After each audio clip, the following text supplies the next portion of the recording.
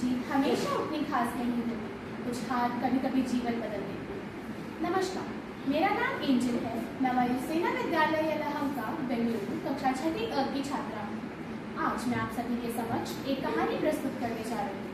मेरी कहानी का शीर्षक है हार की जीत। एक बार की बात है, एक मशहूर उद्योगपति थे विजय मेहता। लोग उन्हें दया का प्रतीक कहते थे क्योंकि वे निस्वार्थ भाव से हर किसी की सेवा करते थे।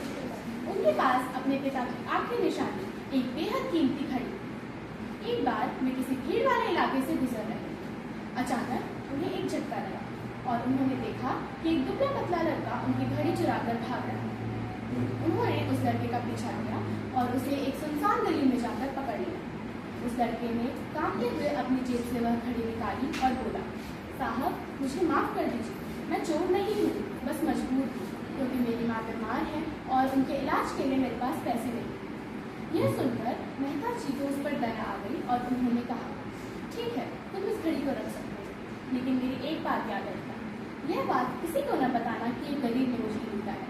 अगर लोगों को यह पता चलेगा तो वे गरीबों से घृणा करने लगेंगे। यह सुनकर उस लड़के ने कहा, साहब मैं आपकी घड़ी एक दिन अवश्य लौटाऊंगा।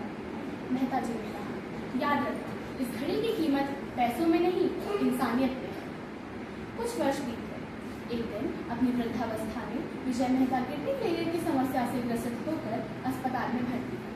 कोई डोनर न मिलने के कारण अब उनके बचने की उम्मीद बहुत कम थी।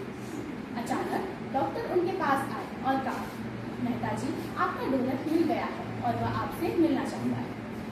तभी मेहता साहब ने कहा, हाँ मैं भी उससे मिलना चाहता हूँ। कमरे में वही लड़का आया, अब डॉक्टर बन चुका था। उसने कहा, साहब मैं वही लड़का हूँ जिसने आपकी घड़ी चुराई, आज वही इंसानियत लौटाने आया। यह सुनकर मेहता जी बहुत खुश हुए।